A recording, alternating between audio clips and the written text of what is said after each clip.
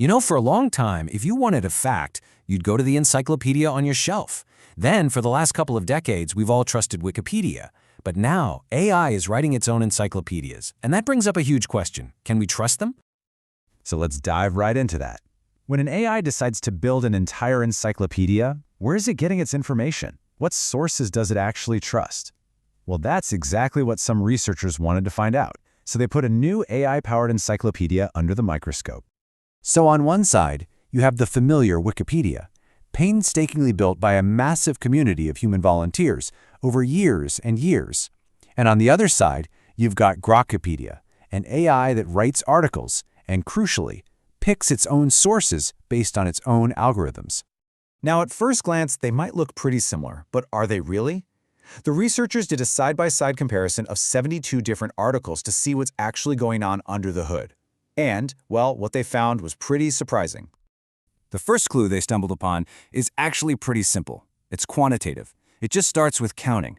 How many sources does each platform use to back up the things it's saying? And this leads us to the first major discovery, something the researchers call the citation scaling law. And this concept, it reveals a massive difference in how humans and AI go about building trust. Okay, so on Wikipedia, you find on average about 48 citations for every 1,000 words. But here's the key. That number is all over the place. And that's a classic sign of human editors at work, right? They add sources where they're needed most, not just at some fixed, predictable rate. Now, let's flip over to Grokipedia. It averages less than half the number of citations, only about 22 per 1,000 words. But look at how consistent it is. The AI is incredibly predictable, almost like a machine following a command. So here's the big difference in a nutshell. The AI follows this rigid, predictable rule, adding a set number of sources for a set number of words. Humans, on the other hand, are guided by the content itself. They're messier. They add more sources to topics that are controversial or really complex. One is predictable, and the other is responsive. But, it's not just about how many sources they use. This is where it gets really interesting. It's about what kind of sources. And this is where we start to see this huge fundamental shift in what these encyclopedias even consider to be truth. Let's look at Wikipedia's playbook. It basically builds its authority on two main pillars: academic, peer-reviewed research, and professional journalism. You add those together, and they make up nearly 2/3 of all its sources. This is the very foundation of its credibility. Okay, now look at the massive shift with Grokipedia. Academic sources, they've just plummeted, down by more than 2/3. And what's filling that void? Well, the AI is relying much more on NGOs, think tanks, and even user-generated content like tweets and blogs. The researchers have a name for this. They call it epistemic substitution. It sounds kind of academic, but it's a huge idea. The AI isn't just making a new encyclopedia, it's creating a whole new definition of what counts as a reliable source. It's shifting away from traditional academic experts and towards different kinds of organizations. But the story gets even stranger. This epistemic substitution, this big shift, it's not happening everywhere.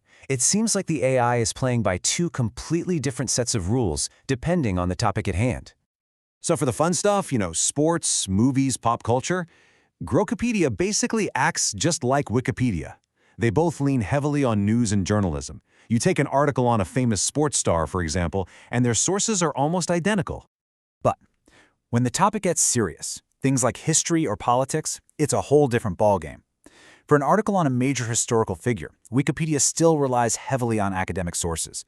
Grokipedia, on the other hand, just completely abandons them. They drop off a cliff. And when you actually map all of this out, the difference is just striking. Wikipedia's sources are all interconnected into one big web, but Grokipedia's map looks like a dumbbell. You've got these two separate, disconnected clusters of knowledge with almost nothing linking them. One rulebook for entertainment and a completely separate one for everything else. And here are some of the clearest examples, just to make it stick. For big topics in politics and religion, the two encyclopedias are just worlds apart. But for articles about John Cena or Doctor Who, they're practically identical. So, okay, let's step back for a second. What does all of this mean for us? As AI becomes a bigger and bigger part of our information diet, what does this shift in the very nature of truth really mean?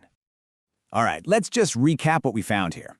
AI encyclopedias aren't just automating things, they're actively restructuring knowledge. They're swapping out peer-reviewed academic experts for NGOs and think tanks, and they're creating these separate worlds of knowledge, one for entertainment, another for serious civic issues.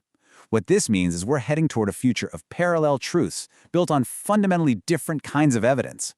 Now, the goal here is not to say that one is good and one is bad. It's about pulling back the curtain. It's about all of us becoming more aware of the invisible rules and the hidden architecture that's shaping the information we see every single day.